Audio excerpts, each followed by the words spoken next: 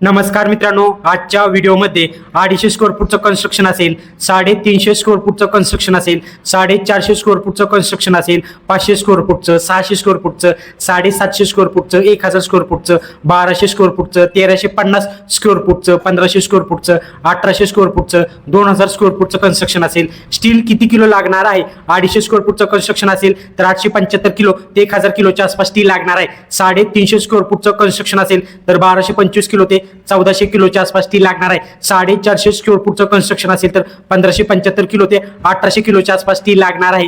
500 square फूटचं construction असेल तर 1750 किलो ते 2000 किलोच्या आसपास स्टील लागणार आहे. 600 स्क्वेअर फूटचं कन्स्ट्रक्शन असेल तर 2100 किलो ते 2400 किलोच्या आसपास स्टील लागणार आहे.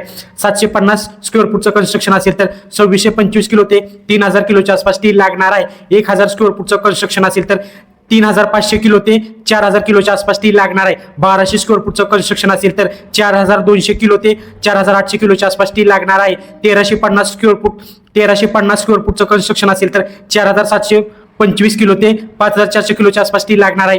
1500 स्क्वेअर फूटचं कन्स्ट्रक्शन असेल तर 5250 किलो ते 6000 किलोच्या आसपास स्टील लागणार आहे. 1800 स्क्वेअर फूटचं कन्स्ट्रक्शन असेल तर 6300 किलो ते 7200 किलोच्या आसपास स्टील लागणार आहे. 2000 स्क्वेअर फूटचं कन्स्ट्रक्शन असेल तर 7000 किलो ते 8000 किलोच्या आसपास स्टील लागणार आहे. व्हिडिओ जर आवडला तर व्हिडिओला लाईक करायला, फॉलो करायला अजिबात विसरू नका. धन्यवाद.